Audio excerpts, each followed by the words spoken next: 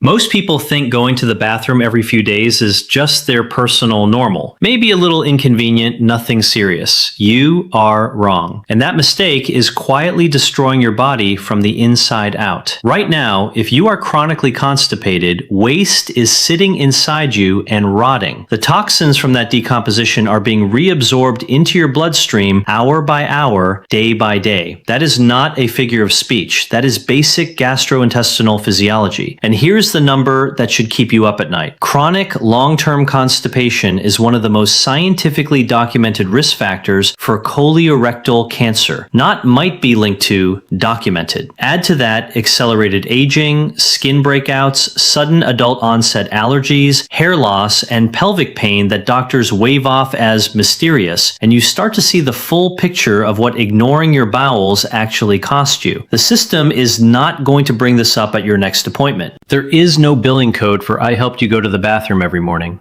Subscribe to Dr. Waterling and hit like right now. We are building this channel one honest video at a time, working toward 1,000 subscribers, and every single one matters. I am Sam Waterling, and I have spent 15 years watching this exact problem play out in real patients. People come in embarrassed to even mention constipation. They whisper it like it is a personal failing. It is not a failing. It is a signal, a loud, urgent one. And the consequences of ignoring it are not embarrassing, they are catastrophic. Chronic inflammation spreading through the entire intestinal wall. Constant skin rashes that no dermatologist can explain. Swelling, palar, dark circles under the eyes so deep they look bruised. Hair that becomes dry, grows slowly, and falls out in clumps. Nails that split and crack. And that is just what you can see inside the body. The situation is worse. A gut full of stagnating, rotting waste is a perfect biological environment for tumor development.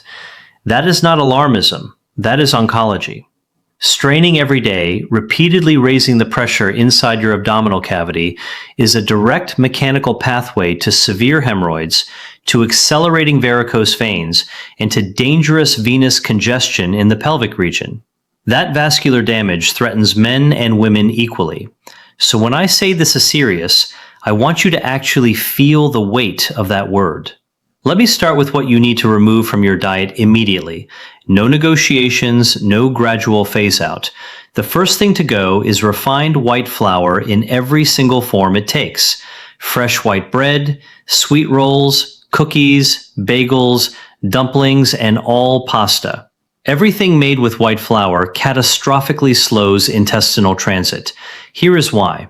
Take a piece of soft white bread, press the crumb in your hand, and it immediately becomes sticky and adhesive. That stickiness comes from the extremely high gluten content, and that same chemical stickiness is transferred in a very literal sense onto the delicate lining of your intestinal wall. Gluten, that is the main protein in wheat, is an extremely difficult molecule for digestive enzymes to break down, even in a healthy gut. The pancreatic enzymes that are supposed to process it have to work hard. Now, if you are a young, physically active person with a strong digestive system, your metabolism can burn through it reasonably well. But I still advise even those people not to overload their gut unnecessarily. And if you already have a tendency toward constipation, these starchy, gluten-heavy products need to go 100%.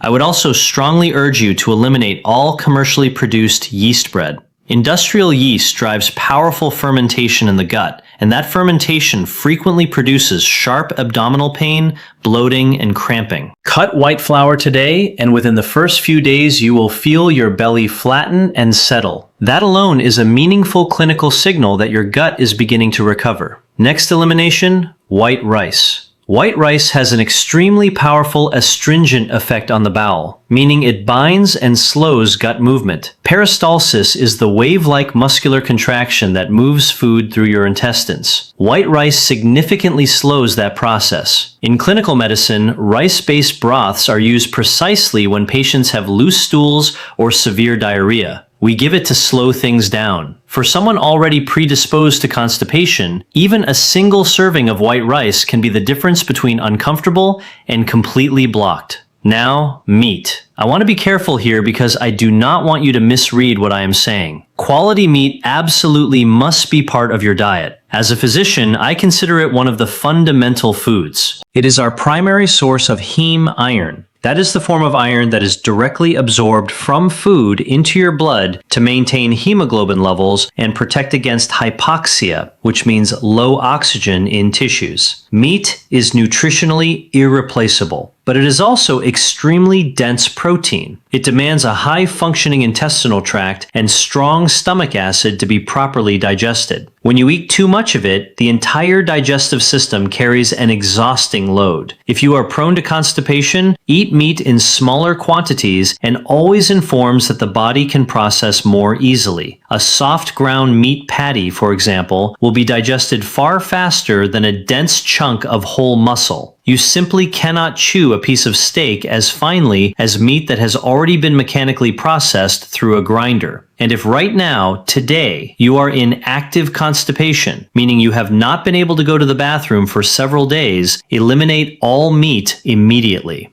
That single change will have a noticeable therapeutic effect and give your system room to breathe.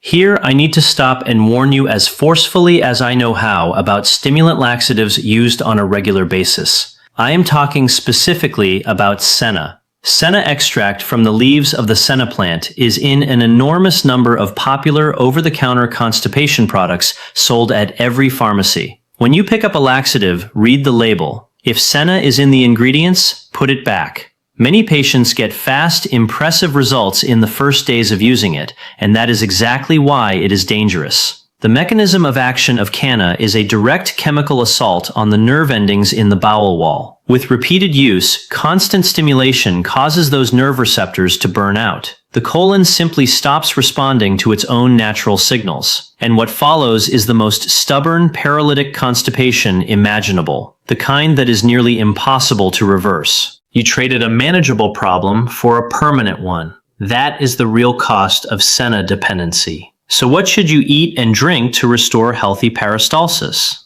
Let us start with the most overlooked cause of constipation, dehydration. Your body is extraordinarily efficient at water conservation. When food moves through your intestines, it passes through like a freight train heading for the exit. If your body is chronically short on water, it will strip every last drop it can from whatever is passing through, including your stool. The result is fecal matter that becomes dry, rock hard, and functionally impossible to move through muscular tubes. The fix starts with water. How do you know if you are drinking enough? Simple. Next time you urinate, look at the color. If it is pale yellow, almost clear, you are hydrated. If it is dark, concentrated, and has a strong odor, you are severely dehydrated and your intestines are paying the price. When is the best time to drink? First thing in the morning on an empty stomach. I know there is a commonly repeated concern about drinking water with meals diluting digestive juices. That concern is legitimate. Drinking heavily during or shortly after eating can impair digestion, but in the morning, your stomach is completely empty. There is nothing to dilute. You can drink freely and generously. And the temperature matters. Drink hot water as hot as you can comfortably manage without burning yourself. Temperature is pure physical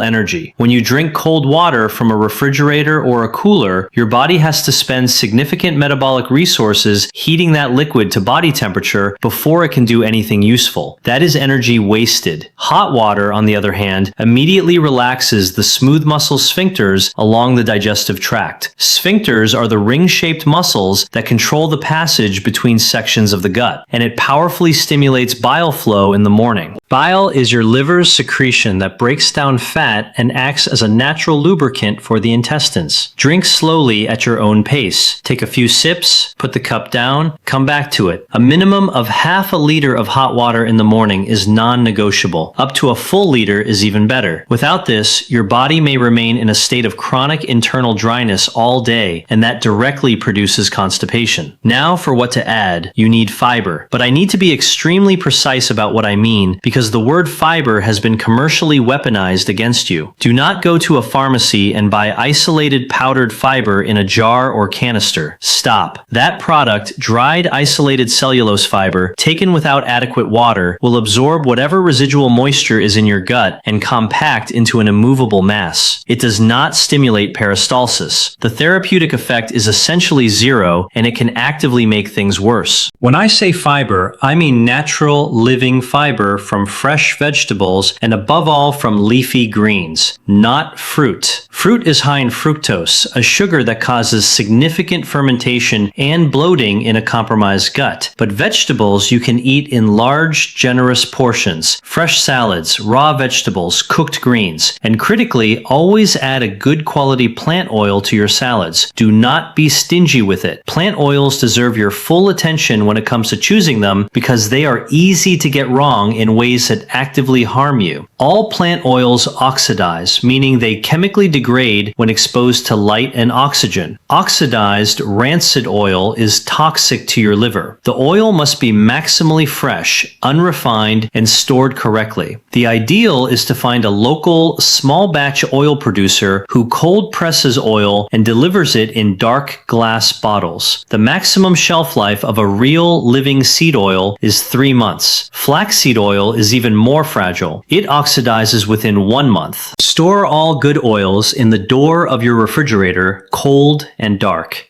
Use it generously on your salads. Quality plant oil has a direct clinical effect on peristalsis. It stimulates the gallbladder to contract and release bile. Your own bile is one of the most powerful natural laxatives your body produces. Normal, continuous bile secretion is one of the essential conditions of healthy digestion. Properly prepared dried fruit also has scientifically documented benefit for bowel function, specifically prunes, dried apricots, or apricots dried with the pit still inside. Those are called uruk, and serious practitioners of food-based medicine prefer them to pitted dried apricots because in their whole natural state, they retain the full mineral content. But you need to choose correctly. Shiny, oily-looking prunes at a market stall have been coated with cheap industrial oil to prevent clumping and improve appearance. Avoid them. Bright orange or fluorescent yellow dried apricots have been chemically treated. Naturally dried apricots are dark brown. You want dried fruit that is matte, slightly firm, and without any surface shine. The night before, soak a handful in a bowl of clean water. You can add raw nuts, raw sunflower seeds, or raw pumpkin seeds to the same bowl. By morning, everything has absorbed moisture and softened. It is dramatically easier to digest and chew.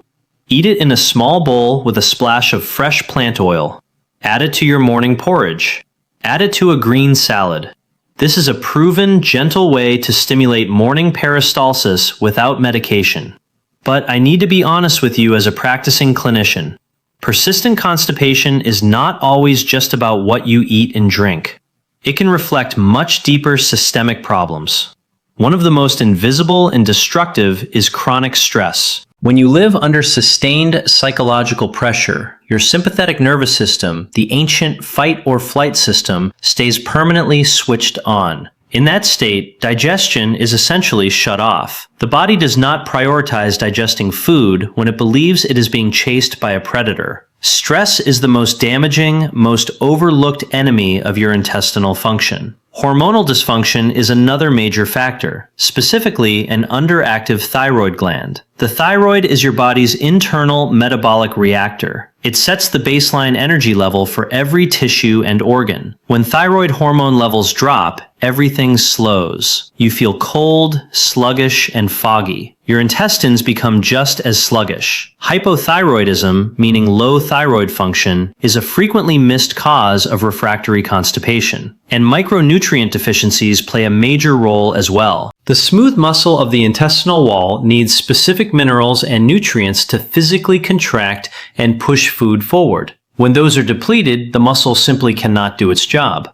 There is one more anatomical factor that almost no one talks about, but I see it in clinical practice constantly. It involves the biomechanical state of the bones of your skull and cervical spine, that is, your neck vertebrae. I know that sounds like a stretch. Hear me out. The nerve that directly controls the motor function of your intestines exits through a narrow opening at the very base of the skull in the occipital region at the back of your head. It is called the vagus nerve. This is one of the longest, most important nerves in the human body. It sends branches to the heart, to the lungs, and runs all the way down to the entire intestinal tract. If there is muscular spasm or structural compression at that exit point at the base of the skull or in the deep muscles of the neck, the nerve signal is blocked. And when the vagus nerve is blocked at its origin, the intestine receives a weakened or intermittent command signal from the brain. Clinically, this can show up as unexplained episodes of heart palpitations, chronic morning cough with mucus, and very commonly, paralytic constipation. In my practice, I have witnessed something remarkable repeatedly with both adult patients and infants. When I work manually to release those structural compressions in the skull base and cervical spine, intestinal function improves immediately. With small infants seen at 1 month, 6 weeks, 2 months, or 6 months of age after difficult deliveries, we sometimes see the result right on the table during the procedure. In adult patients, we can literally hear it. The intestines begin gurgling and churning audibly the moment compression on the vagus nerve is released. The colon immediately begins to receive a strong, organized electrical signal from the brain, and it starts working better on the spot. Restoring the correct position of the skull bones and cervical vertebrae is a foundational intervention for anyone dealing with chronic constipation. The goal is not to mask the symptom. It is to restore the person as a whole system and find the root of the problem. Now, for those who have stayed with me this far, here is a practical, genuinely effective manual exercise you can do at home tonight and every night. Think about your intestines physically. Everything we have discussed, water, leafy fiber, fresh oils, is essentially what we are pouring into a long muscular tube.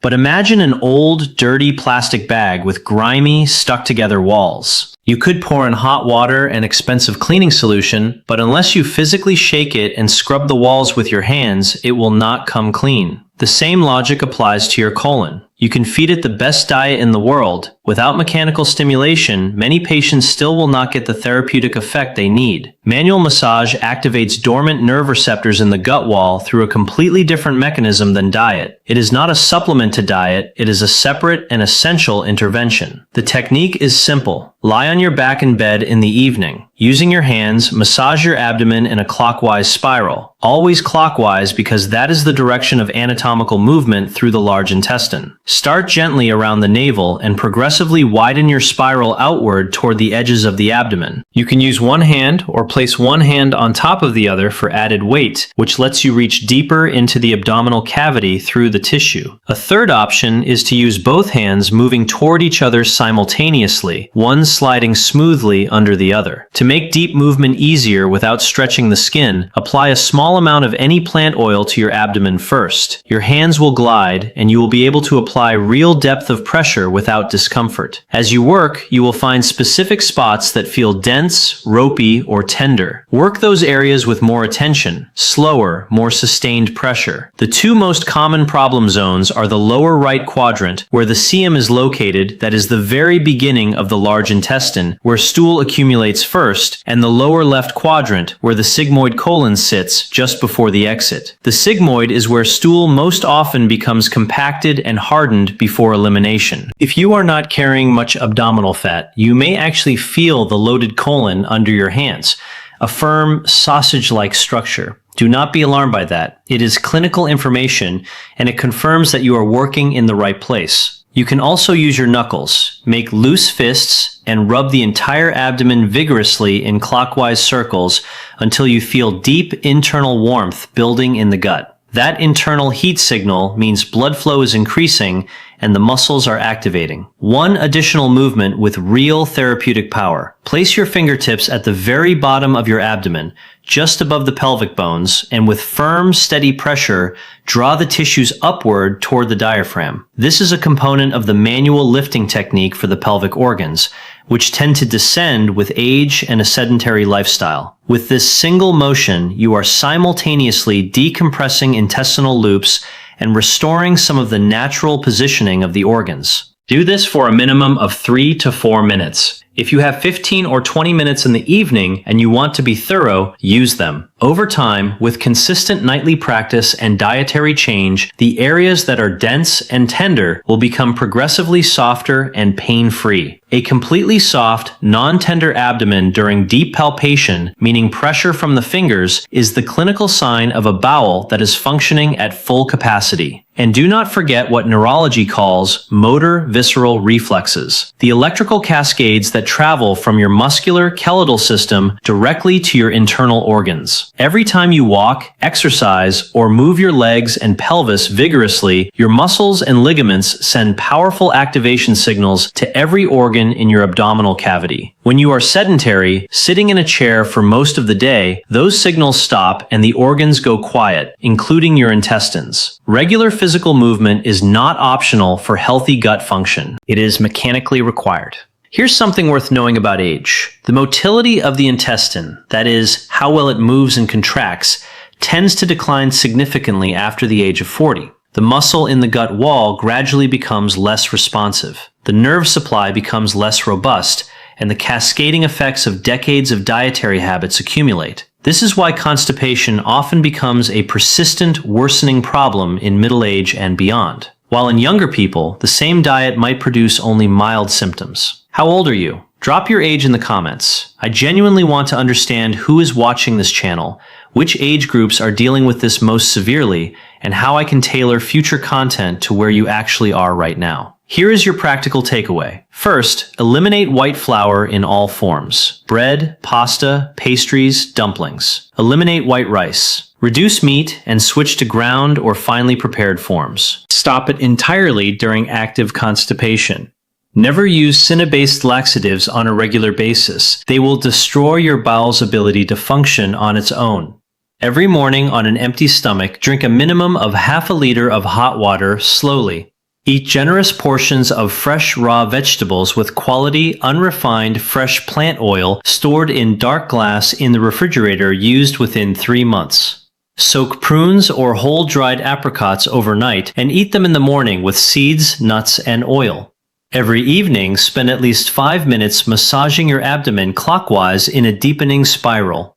Move your body every day. Walk, exercise, do anything that gets your legs and core working. And if constipation persists despite all of this, take it seriously as a systemic signal. Consider your thyroid function, your stress load, and yes, the structural state of your skull base and cervical spine. If your gut is working right, your whole body works right. You absorb nutrients properly, your immune system stays calibrated, your skin stays clear, your energy holds through the day, and you age far more slowly than someone carrying a toxic load inside them day after day. The clinic won't spend 15 minutes explaining any of this to you. There is simply no financial incentive to do so. I am Sam Waterling, and I built this channel specifically for the kind of person who wants to actually understand their body, not just manage it with a prescription. If that is you, subscribe to Dr. Waterling. Leave a like on this video and help us reach 1,000 subscribers.